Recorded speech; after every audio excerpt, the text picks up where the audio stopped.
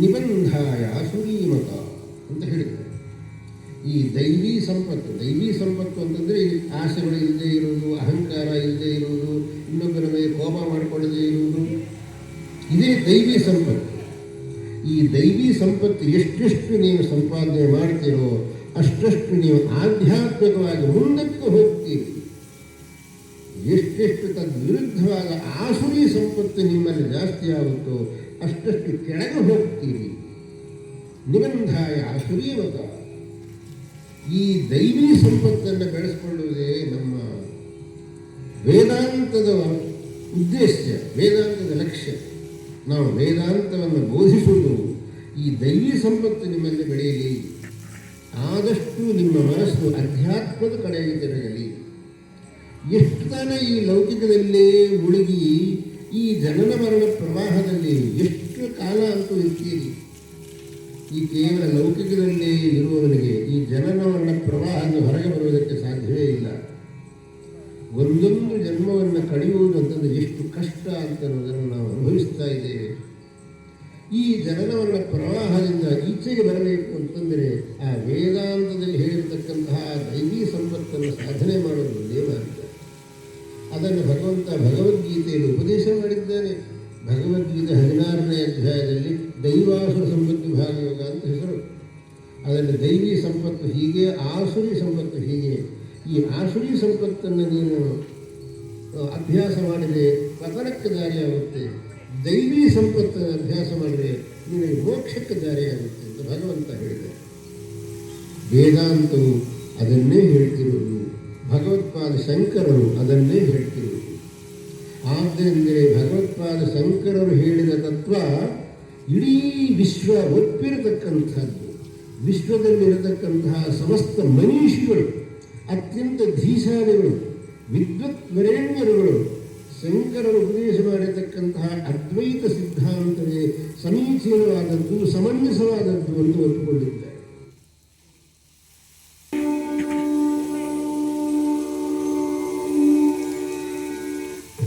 ತದ್ವಿಧಿ ಪ್ರಣಿಪಾತೇನ तत्त्वदर्शनेन सेवया उपदेक्ष्यन्ति ते ज्ञानम् ज्ञानिनः तत्त्वदर्शिनः यथैधांसि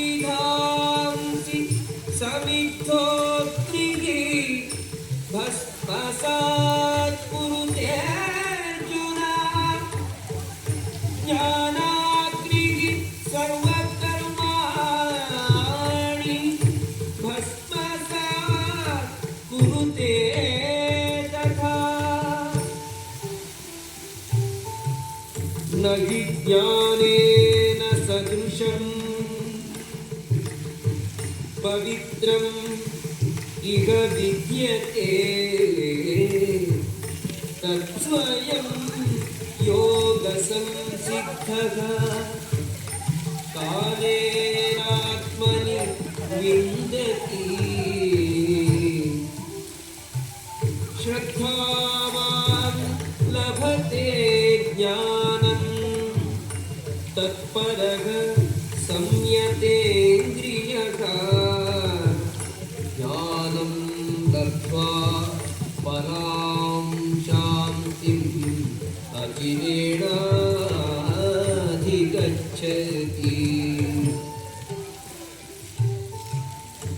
भगवान भगवद गीता में कहे न हि ज्ञानेन सदृशं पवित्रमिह विद्यते।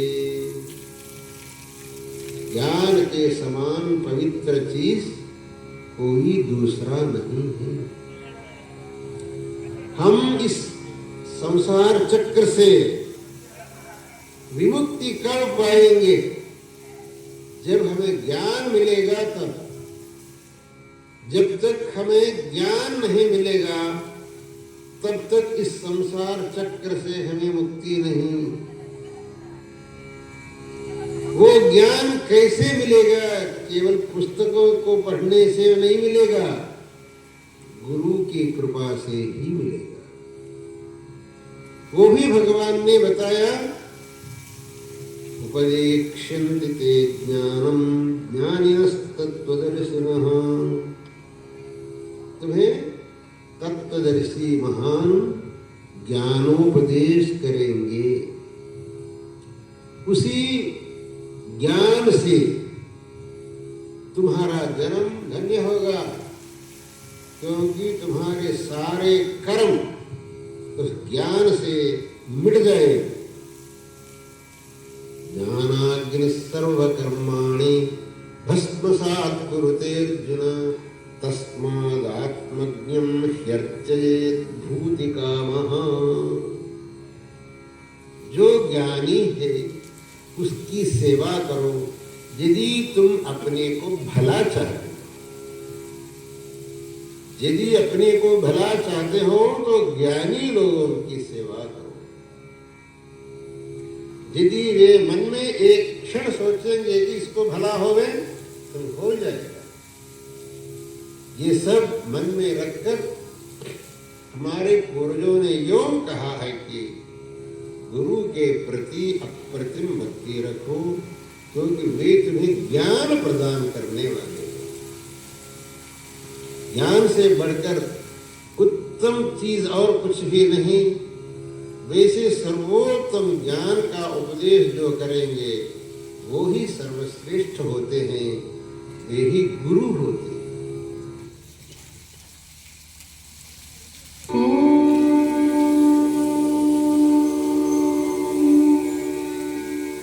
अथ केन प्रयुक्तोऽयं पापं चरति पूरुषः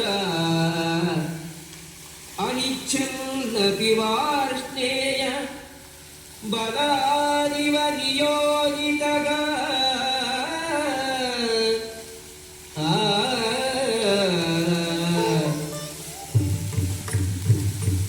कामयेष क्रोधयेष रजो गुणस्तमुद्भवः महाशनो महापाप्मा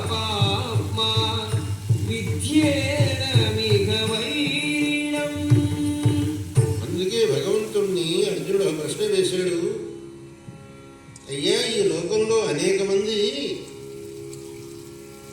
తప్పులు చేయకూడదు అని స్పష్టంగా తెలిసి కూడా తప్పులు చేస్తున్నారు. దానికి ఏం కారణం? తెలుసు ఇది తప్పు, నేను చేయకూడదని తెలిసి తప్పులు చేస్తున్నారు.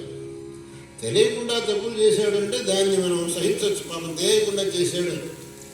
తెలిసి కొంతమంది తప్పులు చేస్తున్నారే, దీనికి ఏమిటి కారణమై ఉండొచ్చు అని అర్జునుడు భగవంతుడిని అడిగితే భగవంతుడు అన్నాడు, నాయనా నువ్వు చెప్పింది సరి, తెలిసి తప్పులు చేస్తున్నా ఎందుకు అని అంటే ఆ కామక్రోధముల వల్ల, వాళ్ళ మనస్సులో ఉండేటువంటి కామము, క్రోధము, లోభము వాడితో ఈ తప్పులు చేయిస్తున్నాయి.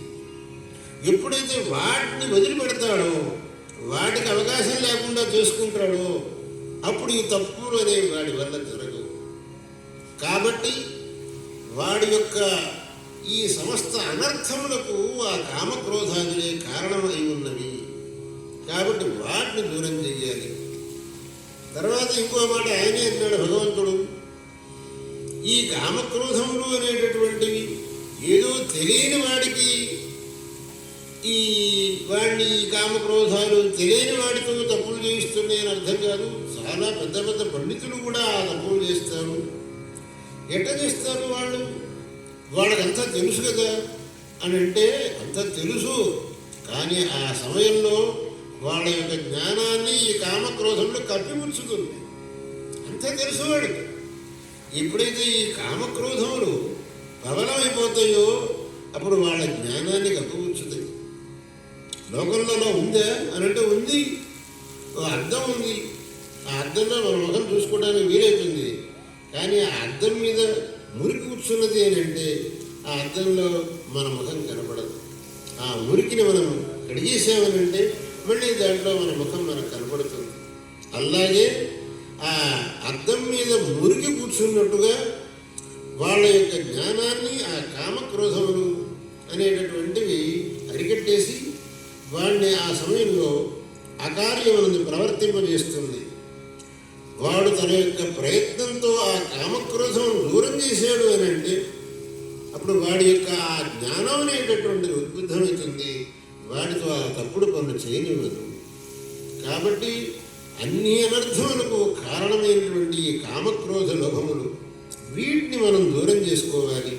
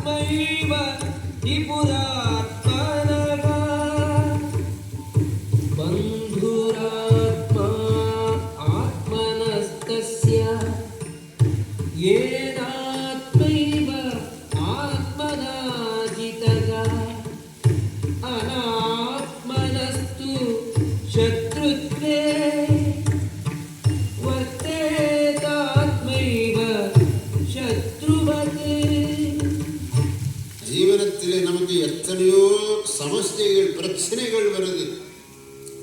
பிரத்திவர்த்தனுக்கும் கூட பிரச்சனைகள் அங்கே இருந்துகிட்டே இருக்கும். பிரச்சனைகள் இல்லாதவனே இல்லை. சார் நேற்று ஒருத்தர் எங்கிட்ட வந்து சுவாமியே ரொம்ப பிரச்சனையில் முங்கிருக்கேன் அப்படின்னு. பிரச்சனை இல்லாதவன் யாரடா இருக்கா? பிரத்திவர்த்தனுக்கும் பிரச்சனை தான். மேலே உட்கார்ந்துருக்கிறவங்கிட்டேருந்து ஒரு சாதாரணமானவன் வரைக்கும் பிரச்சனைகள் இருக்கத்தான் செய்யும். ஆனால் பிரச்சனைகள் இருக்குங்கிறதுக்கு அவனுடைய கடமையை நிறுத்தினியானாக்கே ரொம்ப தப்பிதமாகிடும். எவ்வளவு பிரச்சனைகள் இருந்தாலும் உனக்கு கடமைங்கிறது ஒன்று உண்டு, அந்த கடமையை நீ நிறைவேற்றத்தான் வேண்டும்.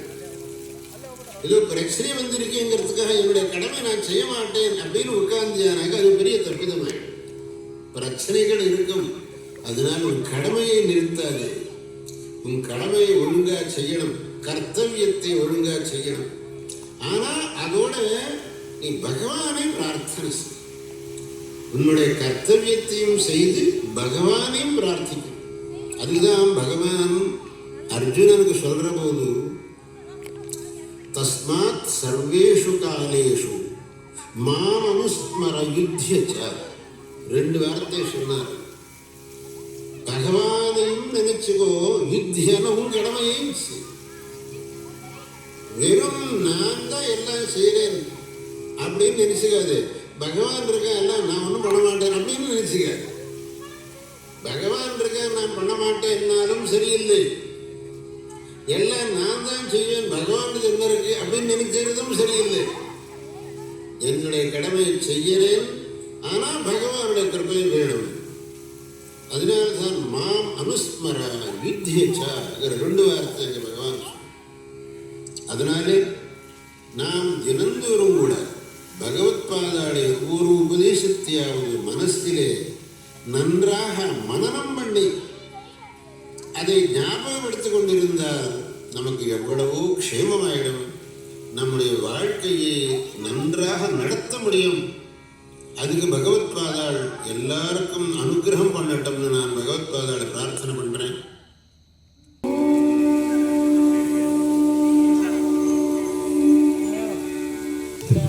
யதா யதா ஹி தர்மஸ்ய ग्लानिर्भवति भारत अभ्युत्थानम् अधर्मस्य तदात्मानं सृजाम्यहम्. यदा यदा हि धर्मस्य ग्लानिर्भवति भारत अभ्युत्थानमधर्मस्य तदा आत्मानं सृजाम्यहम्. परित्राणाय साधूनां विनाशाय दुष्कृतां धर्म संस्थापनार्थाय संभवामि ಅಂತ. ಯಾವಾಗ ಅಧರ್ಮವು ತಲೆ ಎತ್ತುತ್ತದೋ, ಧರ್ಮವು ಬಹಳ ಹ್ರಾಸವನ್ನು ಹೊಂದುತ್ತದೋ, ದುರ್ಜನರು ಜಾಸ್ತಿ ಆಗ್ತಾರೆ, ಸಜ್ಜನರು ಅತ್ಯಂತ ಸಂಕಟಕ್ಕೆ ಒಳಗಾಗ್ತಾರೆ. ಅಂಥ ಸಮಯದಲ್ಲಿ ನಾನು ಅವತರಿಸಿ ಆ ಪರಿಸ್ಥಿತಿಯನ್ನು ನಿವಾರಿಸಿ ದುರ್ಜನ ಸಂಹಾರ ಮಾಡಿ ಸಜ್ಜನರನ್ನು ಕಾಪಾಡಿ ಧರ್ಮ ರಕ್ಷಣೆ ಮಾಡಿ ಅಧರ್ಮ ನಿರಾಸ ಮಾಡಿ ಲೋಕಾನುಗ್ರಹ ಮಾಡುತ್ತೇನೆ ಅಂತ ಭಗವಂತ ಆ ಭಗವದ್ಗೀತೆಯಲ್ಲಿ ಹೇಳಿ.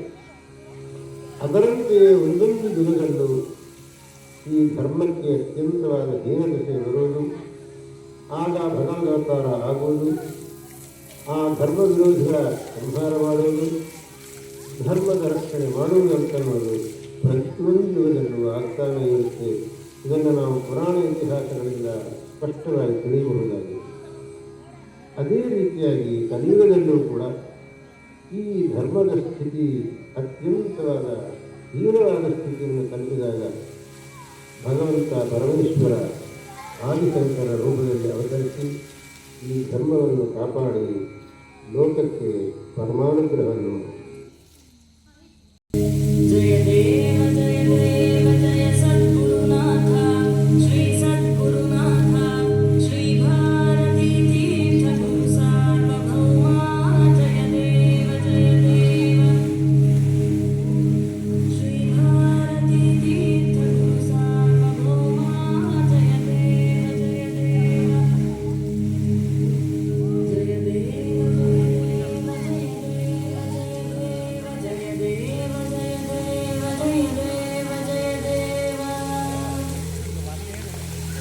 எல்லாருக்கும் ஆசீர்வாதம் பண்றேன்.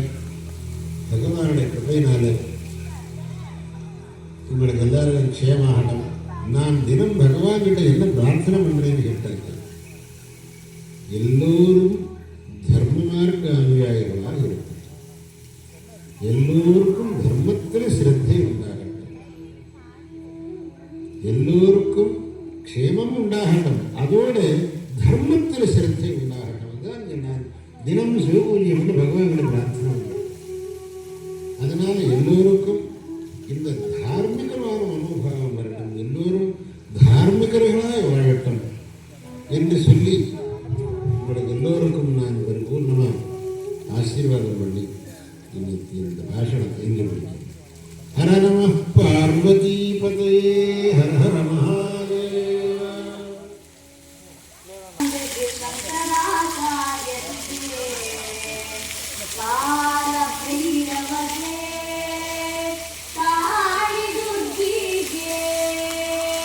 ಧೀರ ಧೀರ ಶೂರ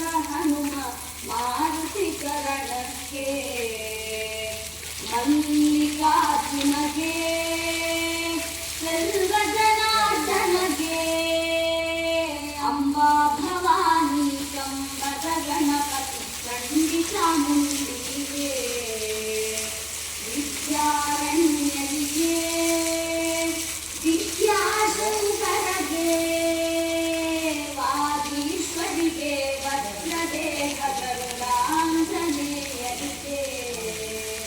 ತುಂಗಭದ್ರೆಗೆ ಶೃಂಗ ನಿವಾಸಿನಿಗೆ ಶೃಂಗೇರಿ ಪುರದೊಳು ನೆಲೆಸಿರುವಂಥ ಶಾರದಾಂಬೆಗೆ ಸಚ್ಚಿದಾನಂದ ಶಿವ ಅಭಿನವ ನೃಸಿಂಹ ಭಾರತಿಗೆ ಚಂದ್ರಶೇಖರ ಭಾರತಿ ಗುರು ಸಾರ್ವಭೌಮರಿಗೆ ಚಂದ್ರಶೇಖರ ಭಾರತಿ ಗುರು ವಿದ್ಯಾತೀರ್ಥರಿಗೆ ಚಂದ್ರಶೇಖರ ಭಾರತಿ ಗುರು ಭಾರತಿ ತೀರ್ಥರಿಗೆ ಚಂದ್ರಶೇಖರ ಭಾರತಿ ಗುರು ವಿಧುಶೇಖರ ಭಾರತಿಗೆ ಮಂಗಳಂ ಗುರು ಶ್ರೀ ಚಂದ್ರಮೌಳೀಶ್ವರಗೆ ಶಕ್ತಿ ಗಣಪತಿ ಶಾರದಾಂಬೆಗೆ ಶಂಕರಾಚಾರ್ಯರಿಗೆ ಶಕ್ತಿ ಗಣಪತಿ ಶಾರದಾಂಬೆಗೆ